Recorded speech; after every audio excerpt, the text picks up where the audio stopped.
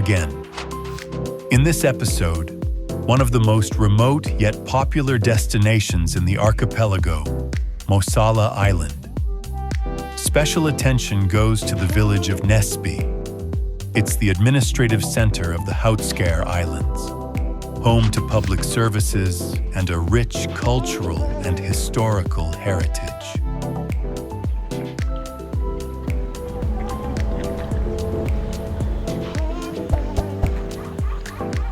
The way to these places lies across the sea. According to the route, the direction is south. A white ferry called Antonia operates between Inja and the Houtskär Islands. This is the only paid section of the Archipelago Ring Road. It runs only during the summer season, from May 9th to September 14th, 2025.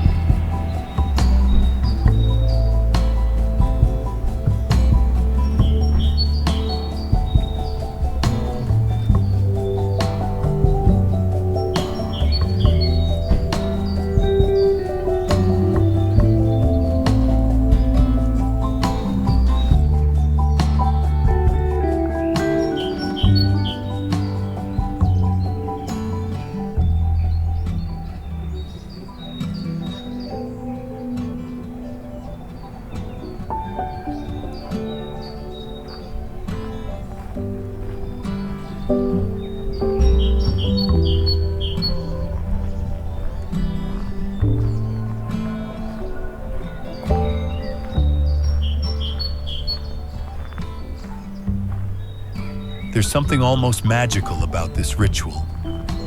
Crossing the sea on empty ferries, walking alone among cottages built in harmony with nature, listening to the wind and the gentle splash of waves in that quiet moment when the air is already warm with spring, yet the islands still breathe in silence, as if nature itself is taking a deep breath before the summer noise, and the ferries packed with cars and holidaymakers.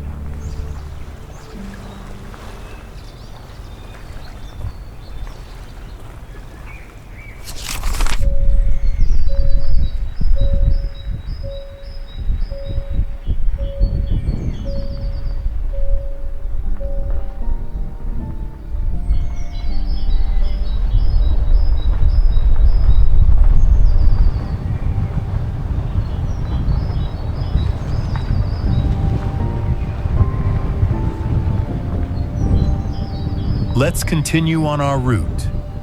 The islands of Houtskär, which are part of the municipality of Pargas, are connected to the Archipelago Ring Road.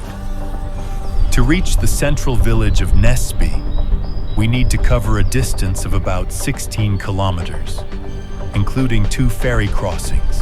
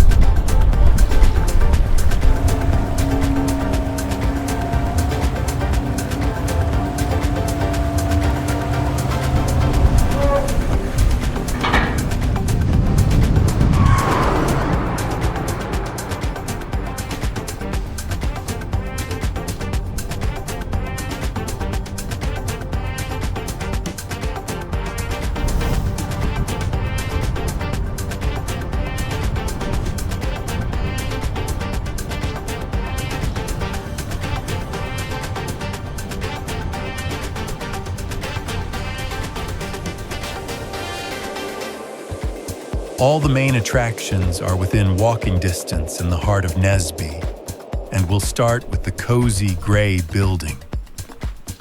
This is the small family-run cafe and guest house Subtitles.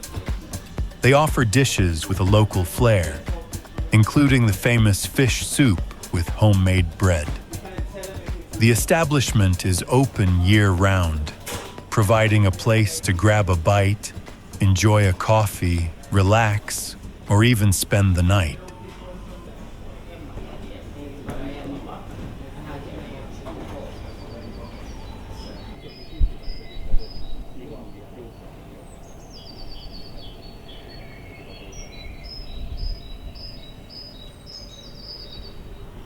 Next to the cafe is a public square called Likabo Torg. This is a small space where a market operates in the summer. Visitors can buy souvenirs and other local products. It's also a meeting point for local residents. Tourists can find information here about routes, sites, and services in the village. Inside the Likabo building, there is a small exhibition. It features items that once belonged to the island's residents: old photographs, personal belongings, documents, and awards. Echoes of the Second World War and its aftermath. Ehkä 800-900 sodan jälkeen. Moni lähti Amerikkaan ja Ruotsiin. Ruotsin ja Polannin. Joo. Varsinkin 50-luvulla lähdettiin Ruotsiin. Ja vuosisadan alussa niin lähdettiin Amerikkaan 1900.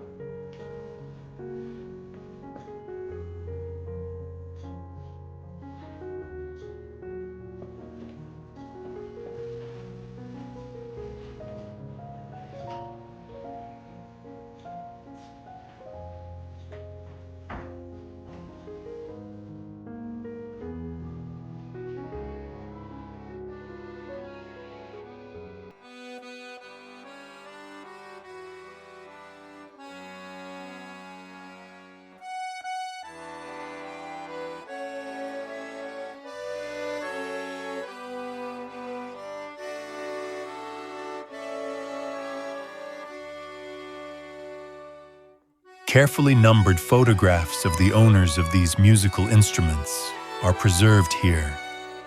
People who left their island homes in search of a better life. Most departed after the war, during the wave of post-war emigration, heading for Sweden and North America. More than memorabilia, the consequence of a choice that shaped generations.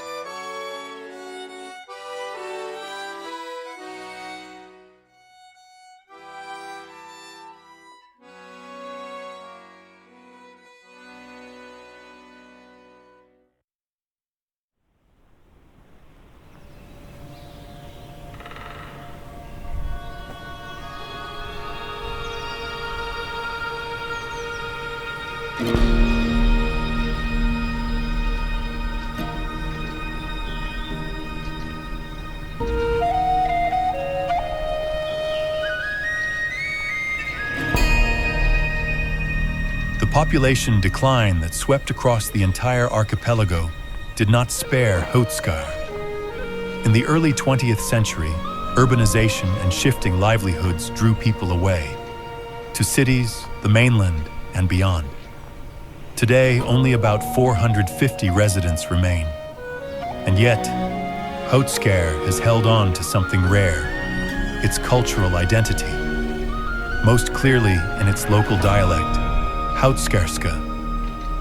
This isn't just a variation of Swedish.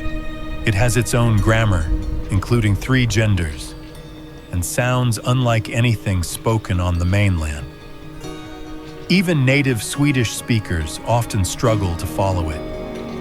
When 2 locals speak Houtskärska, it can sound like a language of its own, shaped by centuries of island life.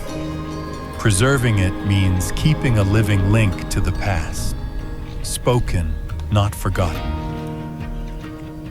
We're now surrounded by historic buildings, each one part of the Houtskär Open Air Heritage Museum, founded in 1885. These houses once hosted village meetings, where local matters like education, health, and care for the poor were discussed. On the hill stands an 18th century windmill, next to the traditional maypole, a tall, decorated wooden pole raised on Midsummer's Eve. 10 of Houtskär's 15 villages have their own maypoles, each with its own unique design. The museum is open to visitors only during the summer months.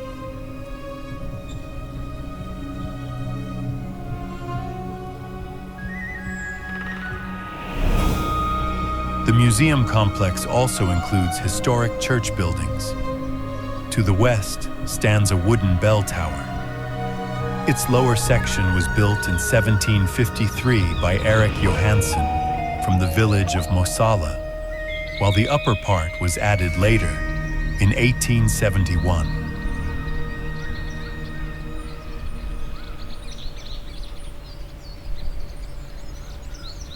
Just beyond it is the Church of St. Mary. It was built in 1703 and inaugurated on July 10, 1704. The church is shaped like a Greek cross, a style typical of Sweden's coastal areas. It is believed to be the 3rd church built on this same site.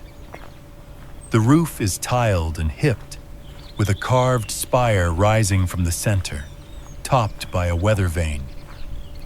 The altarpiece, painted in 1887 by artist Victor Westerholm, shows Jesus in the Garden of Gethsemane. It is said the face of the angel was modeled after the painter's future wife. The church seats around 450 people and remains in active use.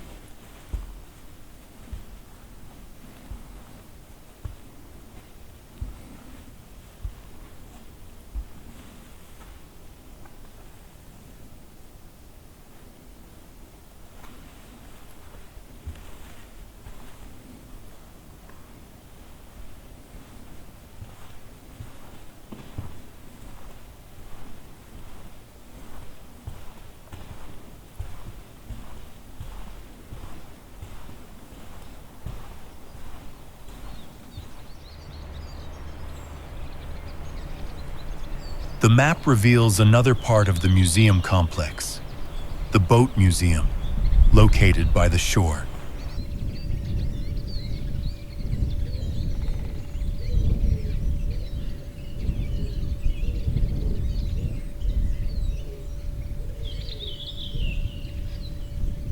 It is open to visitors only during the summer season, from June 25th to August 11th.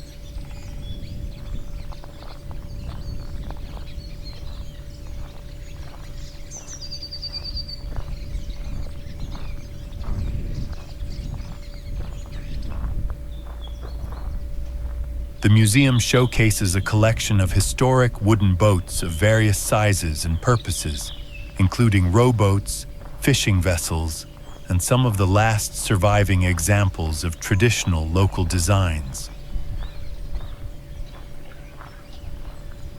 In addition to boats, the exhibition features old outboard motors, from early models to later examples, reflecting the evolution of maritime technology in the archipelago.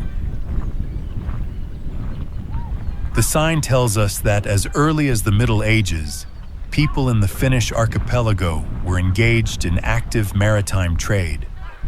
Due to limited resources, they exported fish, seal meat, and herring, while importing essentials like salt and rye.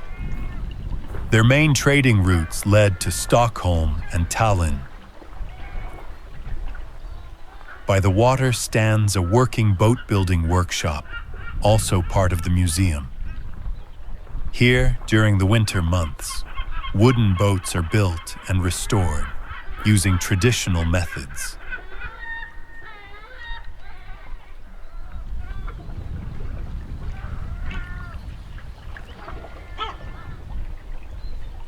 This is a boathouse, in Swedish, båthus.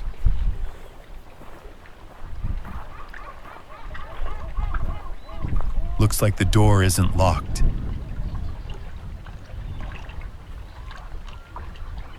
Let's take a look inside.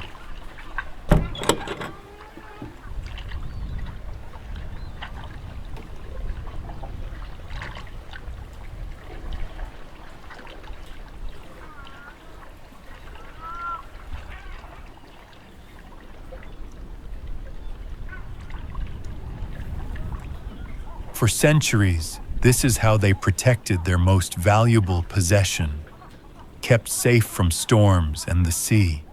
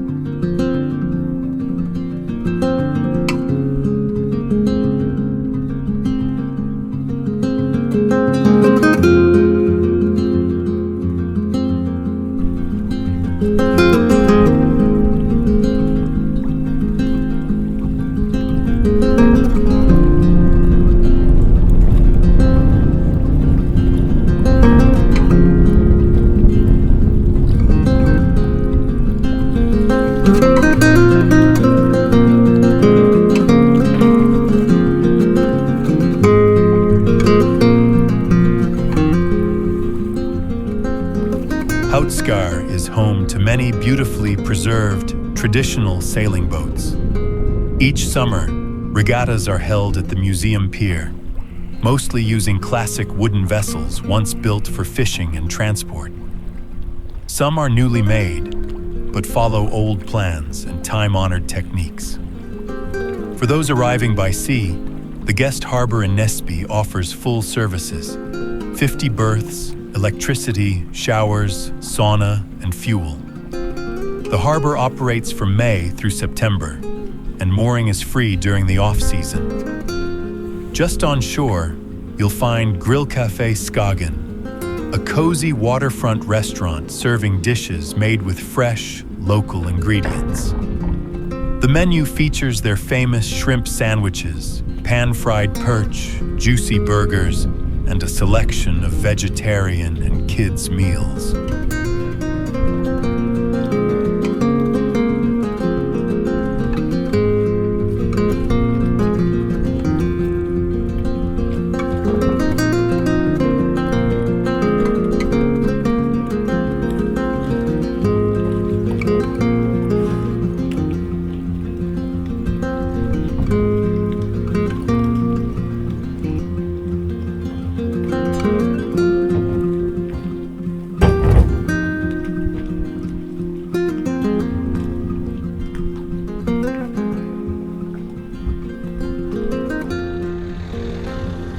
For those arriving by land, there's parking available next to Vesterlid, the local youth society building, constructed between 1919 and 1922. In the past, it housed a shop, a bakery, and a shoemaker's workshop. Since the 1970s, Vesterlid has served as a spacious, well-equipped venue for gatherings, celebrations, and film screenings. It's available for private events year-round. Just a short walk from the harbor, you'll find the M Market, which also houses the local post office. Because of the island's remote location, grocery prices are slightly higher than on the mainland, which is quite typical for the archipelago.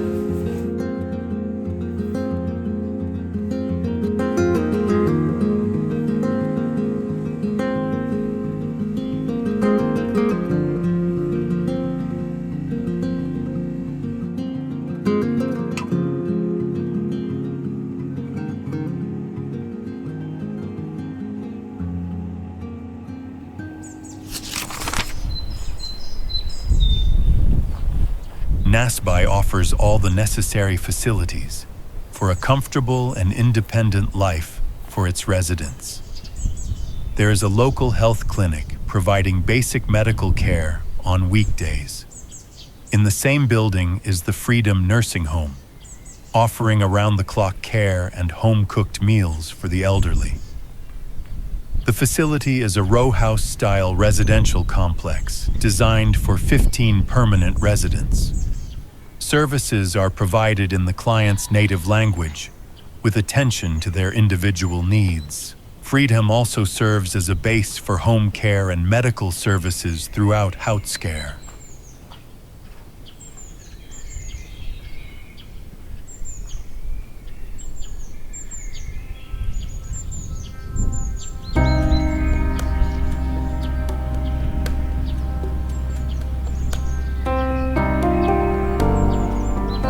We're back on the main street of Näsby. Everything needed for daily life is right here, just like in any small town.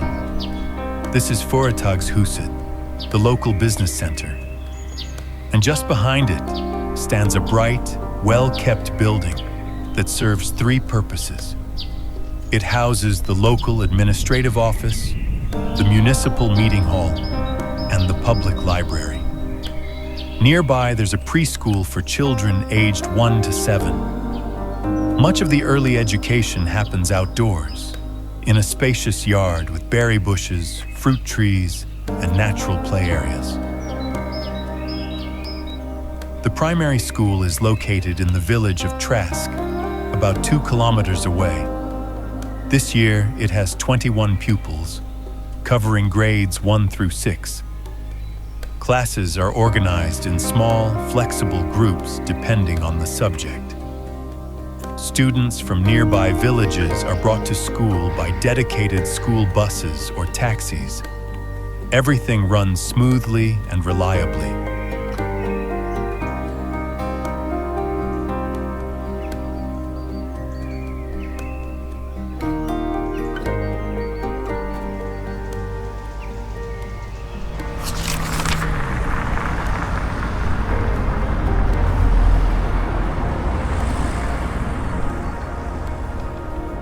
Looks like they're heading for the ferry. Let's follow them. Hopefully, we'll have a bit of time before departure, just enough to check out the campsite by the Kittuis ferry port.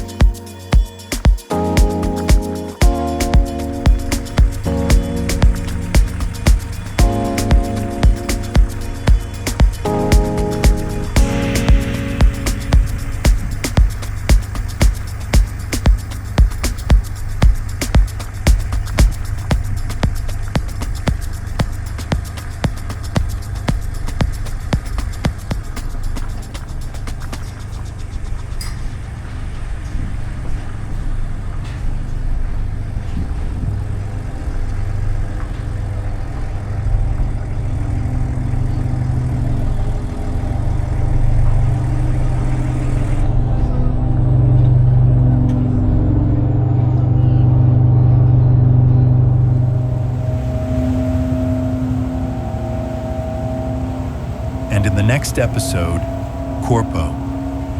Links for booking and ferry schedules are in the video description. Thanks for watching. See you soon.